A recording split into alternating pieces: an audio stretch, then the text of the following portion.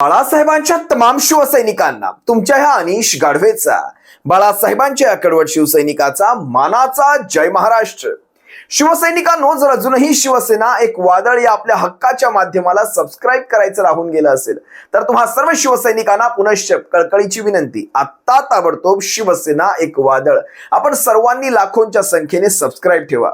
महाराष्ट्राच्या कानाकोपऱ्यात शिवसेनेच्या ज्वलंत विचारांना पोहोचवणाऱ्या या माध्यमाला आपण सर्वांनी मिळून मोठं करा ही नम्र विनंती करतो. काल ज्या वेळेस एकनाथ शिंदेचा जम्मू काश्मीर दौरा अशा आशयाचा आपण व्हिडिओ प्रसारित केला आणि एक प्रश्नचिन्ह टाकलं, हा दौरा खरंच गरजेचा होता का, कशासाठी हा दौरा, असा आपण प्रश्न विचारला. कारण लक्षात घ्या, सध्याची काश्मीरची परिस्थिती पाहता तिथे या सर्व व्हीआयपींनी जाणं, एकनाथ शिंदे व्हीआयपी आहेत, या सर्व व्हीआयपींनी जाणं, तिकडच्या प्रशासनावर आपण ताण टाकत आहात. तुमच्या सुरक्षेसाठीही त्यांना काही गोष्टी कराव्या लागतात, वाढीव गोष्टी कराव्या लागतात. ज्यावेळेस प्रत्येक आता बघा, शेवटी काश्मीर म्हटलं तर महाराष्ट्रातल्या नव्हे तर देशभरातल्या सर्वच राज्यातले पर्यटक तिथे जात असतात. मग प्रत्येक राज्याचा उपमुख्यमंत्री जर तिथे जाऊ लागला, मुख्यमंत्री तिथे जाऊ लागला, चला मुख्यमंत्र्याचं एक वेळ आपण समजू शकतो, पण प्रत्येक राज्याचा उपमुख्यमंत्री, एखादा पालकमंत्री तिथे जाऊ लागला, बरं हे गृहमंत्री सुद्धा नाहीत, म्हणजे आता अमित शहानी दौरा काढलाय ते आपण समजू शकतो, केंद्रीय गृहमंत्री आहेत, पण एकनाथ शिंदेचा दौरा, बरं या सगळ्यामधून जो ताण तुम्ही आपल्या खिशाला पडतोय, खरं पाहायला गेलं तर तुमच्या माझ्या खिशाला हा ताण पडतोय, याचं कारण सांगतो. विशेष विमान, विशेष खासगी विमान हा शब्द टाका त्याच्यामध्ये. एक साधीशी तिकीट जर तुम्ही काढाल ना, मुंबई ते श्रीनगरची नॉनस्टॉप फ्लाईटची एखादी साधीशी तिकीट काढाल तुम्ही, जर तुम्हाला मुंबई ते श्रीनगर नॉनस्टॉप जायचंय, तुम्हाला जवळपास 15,000पर्यंत वन साइड, आणि एखाद वेळेस तुमचं नशीब चांगलं फळफळलं तर तुम्हाला जाऊन येऊन कमीत कमी 20,000 तरी लागतात एका माणसाला. यांच्या या संबंध दौऱ्याचा, जायचा यायचा राहायचा, त्यांच्या क्रूचा, त्यांच्या उपमुख्यमंत्री कार्यालयाचा, सगळ्यांचा जर खर्च काढला तर कमीत कमी 2 इकॉनॉमी फ्लाइट्स श्रीनगरवरून आपल्या अडकलेल्या पर्यटकांना, महाराष्ट्राच्या पर्यटकांना घेऊन मुंबईपर्यंत येतील. इतका हा साधा सोपा व्यवहार. बघा, सांगायचा मी प्रयत्न करतोय, तुम्हाला किती पटेल मला माहित नाही. प्रत्येक गोष्ट पैशात मोजायची असते का, तर नक्कीच नाही. पण आजच्या ह्या घडीला आपण ज्यावेळेस काश्मीरमध्ये जातो तिथे अगोदरच तणावपूर्ण परिस्थिती, अशामध्ये आपण आपला बोजा तिकडच्या यंत्रणांवर का टाकतो? बोजा म्हणजे पैशाचं नाही बरं का, पैशासाठी महाराष्ट्र अतिशय सुजलाम सुफलाम राज्य आहे, महाराष्ट्रात पैशाची कमी नाही. बोजा म्हणजे तिकडच्या सिक्युरिटीला, तिकडच्या सुरक्षा यंत्रणांना तुम्हाला देखील सुरक्षा पुरवावी लागते, हे त्यांचं काम आहे. व्हीआयपी आहेत ही, व्हीआयपी माणसं. लक्षात घ्या मला काय सुचवायचंय. बरं, त्याचबरोबर एकटे नाही, त्यात 1-2 मीडियाचे सुद्धा माणसं, या मीडियाच्या माणसांनी सुद्धा काय सुंदर सुंदर प्रश्न विचारले. मला खरं तर अभिमान वाटला, या दोनही मीडियाच्या माणसांचा मला खरं तर अभिमान वाटला. यांनी इतके सुंदर प्रश्न विचारले. सार्थक झालं त्या एकनाथ शिंदेच्या त्या फ्लाईट मधून जाण्याचं, एकदम सार्थक झाला. इतके सुंदर प्रश्न मी मीडियाकडनं आजपर्यंत कधी पाहिले. जरा हा देखील व्हिडिओ पहा, मीडियाच्या प्रतिनिधींनी इतके सुंदर प्रश्न विचारावेत, खरंच अभिमान वाटतो. महाराष्ट्राचे नागरिक पर्यटक हे त्या ठिकाणी अडकलेले आहेत आणि वारंवार एकनाथ शिंदे स्वतः फोनवरून संपर्क करतात, फोनवर बातचीत करतात. सोबत त्यांचे सुय्यसाहेब प्रभाकर गाळे देखील आहेत, सातत्यानं ते चर्चा करत आहेत पर्यटकांशी आणि मदतीची कुठेतरी एक धडपड आहे ती आपल्याला पाहायला मिळते. अश्विनी, याआधी देखील आपण पाहिलं की इर्शादवाडीला देखील स्वतः मुख्यमंत्री असताना एकनाथ शिंदे हे मदतीला धावून गेले होते तिकडच्या रहिवाशांसाठी, आणि आता थेट कल्याण डोंबिवलीमधल्या काही नागरिकांचा, पर्यटकांचा तिथे मृत्यू झालेला आहे, त्यांच्यावर हल्ला झालेला आहे. आणि अशा वेळेला महाराष्ट्रातले जे काही नागरिक तिकडे अडकलेले आहेत, आता ग्राउंड झिरोवर महाराष्ट्राचे उपमुख्यमंत्री आणि आताचे नाथ म्हणून ओळखले जाणारे एकनाथ शिंदे हे रवाना होत आहेत. आपण पाहतोय की त्याच्या फ्लाईट पूर्ण ऑफिस जे आहे ते आता रवाना होतं. आपण पाहतो की प्रभाकर काळे, त्यासोबतच इतर जे अधिकारी आहेत ते सुद्धा या ठिकाणाहून आता रवाना होतात आणि स्वतः श्रीनगरमध्ये पोहोचून त्या ठिकाणी. एकनाथ शिंदे यांना नेमकं काय वाटतं आहे, या लोकांसाठी एवढ्या लांबून ते का आलेत, आपण त्यांच्याकडून जाणूया. शिंदे साहेब, असं काय होतं की ज्या वेळेला अशी घटना घडते त्यावेळेला तुम्ही धावून जाता, आज तुम्ही महाराष्ट्रातल्या लोकांना भेटलेला, काय तुमची भावना आहे? खरंच पत्रकारिता आजही जिवंत आहे, खरंच जिवंत आहे. मी हा प्रश्न विचारत नाहीये, मी उत्तर देतोय, विनोद अजिबात करत नाहीये. खरंच पत्रकारिता जिवंत आहे. ही मूर्तिमंत उदाहरणं मी तुम्हा सर्वांसमोर दाखवली. यात कुणाला तरी इर्शाळवाडी सुचली, यात कुणाला तरी अनाथांचा नाथ हा वाक्प्रचार सुचला. खरंच पत्रकारिता जिवंत आहे. मला खरं तर हा विनोद बाजूला ठेवा, ही विनोदाची वेळ नाही. मला खरं तर साम टीव्ही मराठीचे आभार मानायचे, कारण प्रश्न कसा विचारला पाहिजे म्हणजे आमच्या विरोधकांना विचारताय म्हणून नाही, पण योग्य ठिकाणी योग्य प्रश्न हा विचारला गेला पाहिजे. कारण आजच्या घडीला खरंच हा दौरा गरजेचा होता का? साधा प्रश्न आहे. आपण कुठल्याही राज्याचे गृहमंत्री नाही, केंद्राचे गृहमंत्री नाही, केंद्राचे कुठलेही मंत्री नाही, जसं मगाशी मी म्हणालो. मग खरंच मुंबई ते काश्मीर हे जाणं गरजेचं होतं का? या सर्वांमध्ये जो काही पैसा खर्च होईल, मगाशी मी तुम्हाला सांगितलं, हा अफाट असणार आहे. हा अफाट खर्च असणार आहे. आणि या सगळ्याचं फलित काय असणार आहे हे तुम्हाला मी पुढे दाखवेल. कारण या सगळ्याचा मी शेवटी मला जे वाटत होतं तेच घडलं, अगदी तंतोतंत घडलं. मी साम मराठीचे आभार यासाठी मानतो, कारण आपला जो कालचा व्हिडिओ आला त्यानंतर साम मराठीने सुद्धा एक व्हिडिओ प्रसारित केला आणि त्यात त्यांनी हाच प्रश्न विचारला, एकनाथ शिंदे काश्मीरला गेले, पण खरंच हा दौरा गरजेचा होता का? उपमुख्यमंत्री एकनाथ शिंदे हे श्रीनगरला रवाना झालेले आहेत. महाजन श्रीनगरला असताना शिंदेंचा दौरा नेमका कशासाठी असा प्रश्न उपस्थित झालाय. सर्व पार्थिव महाराष्ट्रात आणण्यात आलेले आहेत, परंतु शिंदे श्रीनगरला का गेले असा प्रश्न उपस्थित होतोय. काश्मीर दौऱ्यावरून आपण बघतोय की आता श्रेयवादाचं राजकारण रंगलं असंच दिसतंय. एकनाथ शिंदे जे आहेत ते श्रीनगरमध्ये पोहोचलेले आहेत. महाराष्ट्रातल्या 6 जणांचा मृत्यू झाला होता आणि त्यांचे पार्थिव जे आहेत ते आता राज्यात आलेले आहेत आणि एकनाथ शिंदे श्रीनगरमध्ये. सामनं यावेळेस काही सवाल उपस्थित केलेले आहेत. उपमुख्यमंत्री एकनाथ शिंदेंनी काश्मीरमध्ये जाण्याची काय गरज? मंत्री गिरीश महाजन हे काश्मीरमध्ये गेलेले असताना शिंदेंना जाऊन काय मिळणार आहे असा प्रश्न उपस्थित झालेला आहे. शासनाचे प्रमुख म्हणून मुंबईतून सूत्र हलवता आली असती असाही प्रश्न आहे. अगोदरच सुरक्षा यंत्रणेवर असलेला ताण आणखीन वाढवण्याची काय गरज होती? नेते आणि मंत्र्यांना आचारसंहितेची गरज आहे की नाही असा प्रश्न उपस्थित होतोय. साम टीव्हीनं हे प्रश्न उपस्थित केलेले आहेत. शिंदे श्रीनगरमध्ये पोहोचलेले आहेत आणि सामनं आता यावरून सवाल उपस्थित केलेले आहेत. उपमुख्यमंत्री एकनाथ शिंदेंना काश्मीरला जाण्याची गरजच काय होती असा प्रश्न उपस्थित झालेला आहे. त्यांच्याच ठाणे जिल्ह्यातील 3घांचे पार्थिव आज डोंबिवलीमध्ये आलेले आहेत आणि एकनाथ शिंदे श्रीनगरला पोहोचले. खरंच साम टीव्ही मराठीला या व्हिडिओसाठी किंवा या प्रश्नासाठी पुन्हा एकदा एक मानाचा जय महाराष्ट्र. हे गरजेचं आहे. पत्रकारिता जिवंत ठेवण्यासाठी हे गरजेचं आहे. मी म्हणणार नाही फक्त विरोधकांना हे प्रश्न विचारले म्हणून आम्ही त्याची तारीफ करतोय. तुम्ही सर्वांना जिथे जिथे तुम्हाला चुकीचं वाटेल तिथे तिथे हे प्रश्न विचारले पाहिजेत, अगदी आम्हाला सुद्धा. असो, तो माझा विषय नाही. आता पुन्हा या दौऱ्यावर येतो. खरं तर या अशा दौऱ्यांमध्ये किती पैसा खर्च होतो खरंच आजकाल हे कोणीतरी मोजतंय का? कारण काल परवाचाच बघा ना, रायगडावर अमित शहा आले होते, फक्त जेवणाचा एक बेत बदलला गेला. म्हणजे जेवणासाठी सुनील तटकरेंच्या घरी हा प्लॅन अचानक ठरला आणि त्यानंतर फक्त अमित शहांचं ते हेलिकॉप्टर तिथे रायगडापासून मला वाटतं 40-50 किलोमीटरच्या घेऱ्यामध्ये तटकरेंचं घर जर रस्ते मार्गाने गेले असते तर कदाचित हा खर्च वाचू शकला असता, मला माहित नाही. पण एका हेलिकॉप्टरला उतरण्यासाठी जवळपास 1.5 कोटीची ताबडतोब निविदा, जे काही असेल ते.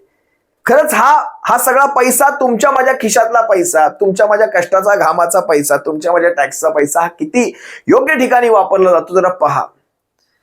आता मी तुम्हाला एक महत्वाची गोष्ट सांगतो. मी का आजच्या ह्या व्हिडिओची खटाटोप करतोय लक्षात घ्या. ह्याच्या मागे माझा कुठलाही स्वार्थ नाही, पण ज्या गोष्टी खरंच गरजेच्या नाहीत, त्या वेळेला गरजेच्या नाहीत, त्या गोष्टींवर बोलणं हे फार गरजेचं आहे. या दौऱ्यातून काही फलित निघणार असेल, कारण बघा महाराष्ट्र सरकारने आपल्या अडकलेल्या पर्यटकांना आणण्यासाठी अगोदरच व्यवस्था केलेली आहे. त्यांच्यासाठी काही विशिष्ट विमानं, इकॉनॉमी क्लास विशिष्ट विमानं त्यांच्यासाठी त्यांनी सज्ज केलेली आहेत. पुढच्या म्हणजे कदाचित आज आणि उद्यामध्ये हे सारे पर्यटक महाराष्ट्रात आलेले असतील. कोणीही तिथे अडकलं जाणार नाही आणि त्यातल्या त्यात विशेष प्राधान्य दिलं होतं जखमींसाठी किंवा विशेष प्राधान्य होतं वयस्करांसाठी आणि विशेष प्राधान्य होतं त्या मृत शरीरांना आणण्यासाठी. आता हे जे बाकीचे पर्यटक आहेत त्यांना सुद्धा आज आणि उद्यामध्ये तिकडनं ते मुंबईत किंवा महाराष्ट्रातल्या इतर शहरांमध्ये पोहोचतील. मुंबई असेल, पुणे एअरपोर्ट असेल इथून किंवा नागपूर एअरपोर्ट असेल, याच्यातून ते महाराष्ट्रातल्या सर्व शहरांमध्ये पोहोचतील. पण आपण तिथे जाण्यामागचं नेमकं कारण काय, हा माझ्या मनाला पडलेला आजही प्रश्न आहे आणि माझ्या मनाला पडलेल्या या प्रश्नाचं उत्तर मला काल रात्रीच मिळालं. मला फार काळ काही ताटकळत राहावं लागलं नाही. काल रात्री उशिरा ह्यांचे काही व्हिडिओ रिलीज झाले, त्याच पत्रकारांकडनं ह्यांचे काही व्हिडिओ रिलीज झाले आणि माझ्या मनात जी शंका होती ती तंतोतंत खरी ठरली की यांचा हा संबंध दौरा, काश्मीर दौरा नेमका कशासाठी आखला गेला होता. मी तुम्हाला एक व्हिडिओ दाखवेल. हा व्हिडिओ पाहत असताना खरं तर माझ्या मनाला वाईट वाटलं. का वाईट वाटलं, माझ्या मनात काय प्रश्न आले, आणि मी खरं तर एक प्रश्न तुम्हालाही विचारतो. जर हा व्हिडिओ पाहत असताना, जो व्हिडिओ मी तुम्हाला दाखवतोय, हा व्हिडिओ पाहत असताना तुमच्याही मनामध्ये तेच प्रश्न येत असतील जे माझ्या मनामध्ये आले, तर नक्कीच काहीतरी चुकलंय.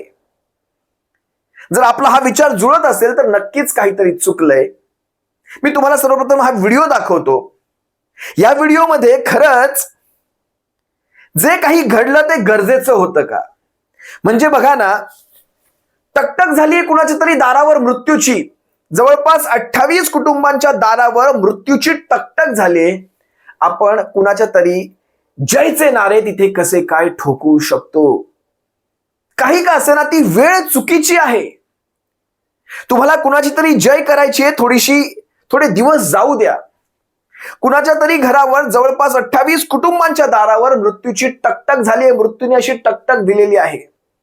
त्या घरातले कुणाचे वडील गेलेत, कुणाचे पती गेलेत, 5, 6, 7 दिवस झालेत लग्न होऊन, आणि आपण कुणाचे तरी जयचे नारे ठोकतोय, आपण तिथे टाळ्या वाजवतोय. हे कितपत योग्य होतं? आपण सांत्वना देण्यासाठी गेलोय, आपण कुणाला तरी धीर देण्यासाठी गेलोय, याचा अर्थ आपण तिथे हसत बसणं असा होत नाही. धीर देणं याचा अर्थ आपण हसणं, त्या परिस्थितीचं गांभीर्य आपण सोडून देणं हा असा होत नाही. जरा एकदा हा व्हिडिओ पहा, आणि जर तुम्हालाही हे जर असं वाटत असेल तर नक्कीच काहीतरी चुकतंय. तुमच्यासाठी खूप मोठा आधार झाला. खूप मोठा. सर बाकी काळजी करू शकतात, पण तुम्ही काळजी गव्हर्नमेंटचे शब्द सुद्धा हा मोठा आधार. सर आम्ही लाडक्या बहिणी आहे तुमच्या, तुम्ही भाऊ आम्हाला येणारच आमच्याकडे. हो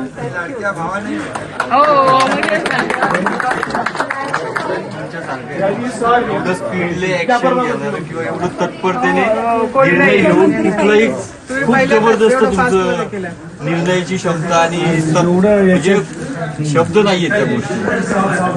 जो पण निर्णय तुम्ही घेतलेले आहेत ना आतापर्यंत, आणि आम्हाला गॅरंटी आम्ही सुरक्षित तुमच्यासाठी जाऊ सर. गरिबांचे नाक, पण आज अडचणीवर मात करणारे पण नाक आहेत.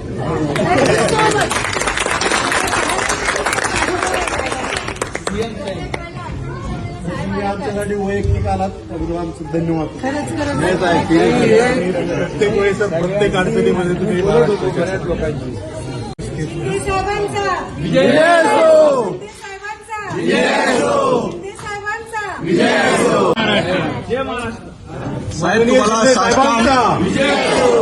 साहेब तुम्हाला साष्टांग जय महाराष्ट्र. जय महाराष्ट्र. जय महाराष्ट्र.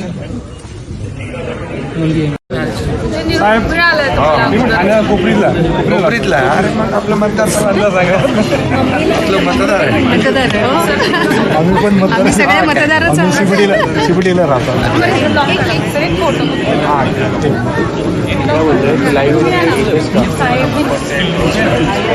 Thank you sir.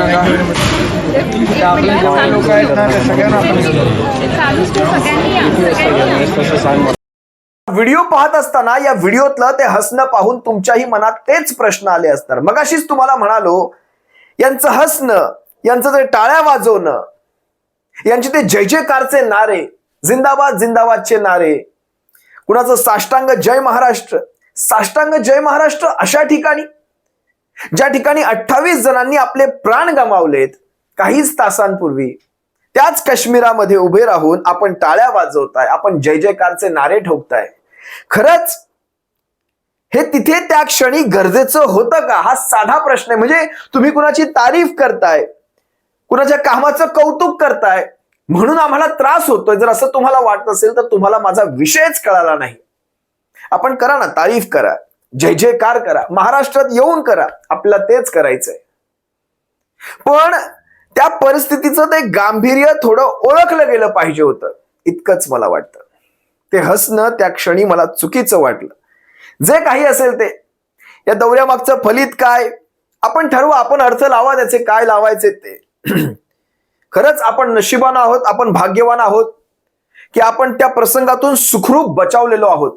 देवाचे उपकार आहेत आपल्यावर, भगवंताचे उपकार आहेत आपल्यावर. पण त्या 28 कुटुंबांवर ते देवाचे उपकार झाले नाहीत आणि त्यांच्यावर काळाने घाला घातला. 28 कुटुंब, कित्येकांचे वडील गेले, पती गेले, अगदी 5, 6, 7 दिवस झाले होते लग्न होत. कित्येक उदाहरण आहेत त्याच्यामध्ये आपल्या समोर. तो सगळा प्रसंग आठवला की अजूनही अंगावर काटा येतोय. आपण फक्त व्हिडिओ पाहतोय, ज्या प्रत्यक्षदर्शींनी ते सारं पाहिले त्यांच्या अनुभवातून ज्यावेळेस ते अनुभवतो आणि त्यावेळेस अंगावर काटा येतो, जे काही असेल ते. पण एक व्हिडिओ तुम्हाला आणखी एक दाखवतो, जो खरंच, आता या व्हिडिओचं अनालिसिस करण्या इतपत मी काही मोठा नाही, पण हा व्हिडिओ तुम्हाला दाखवतो. या व्हिडिओमध्ये स्वतः एकनाथ शिंदे म्हणतायत की आजवर जेवढा मोठा सर्जिकल स्ट्राईक झाला नाही त्याही पेक्षा मोठा सर्जिकल स्ट्राईक होणार आहे. खरं तर ही नॅशनल सिक्युरिटीची गोष्ट आहे.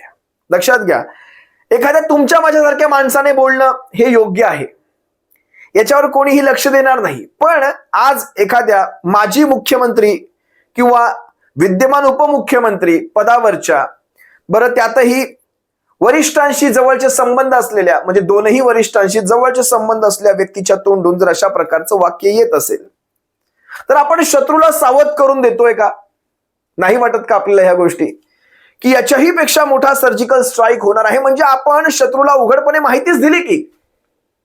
एक साधा विचार नाही येऊ शकत का आपल्या मनामध्ये, की एक अशा पदावरची व्यक्ती जी संवैधानिक पदावर बसलेली आहे, जी माजी मुख्यमंत्री राहिली आहे महाराष्ट्र सारख्या मोठ्या राज्याची, सध्याची विद्यमान उपमुख्यमंत्री आहे, मग अशा व्यक्तीने हे अशा गोष्टी, आपण जेव्हा शपथ घेतो ना तेव्हा आपण ती गोपनीयतेची शपथ घेत असतो. जर काही अशा गोष्टी आहेत, असतील, नसतील, मला माहित नाही, पण जरी ते मला ज्ञात असेल तरी मी त्या गोष्टी अशा प्रकारे उघड नाही करू शकत. हा देशाच्या राष्ट्रीय सुरक्षेचा, नॅशनल सिक्युरिटीचा हा प्रश्न आहे. याच्यावरही तुम्ही तुमचं मत व्यक्त करा. हे जे मी बोलतोय ते योग्य आहे का? हा एकदा व्हिडिओ पहा काय म्हणाले. जो सर्जिकल स्ट्राईक झाला पूर्वी पुलवामाचा, त्याच्यापेक्षा मोठा सर्जिकल स्ट्राईक आता होईल.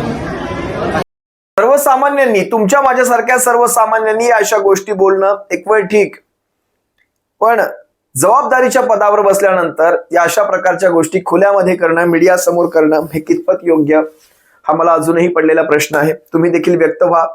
जे काही असेल ते आजच्या ह्या दौऱ्याचं फलित काय, मी 2 व्हिडिओ तुम्हाला दाखवले, त्याच्याही पलीकडे जाऊन तुम्हाला जर तुमचं काही मत व्यक्त करायचं असेल नक्कीच कमेंटमध्ये व्यक्त व्हा. सप्रेम जय महाराष्ट्र बाळासाहेबांच्या शिवसैनिकांनो, काळजी घ्या. जय महाराष्ट्र.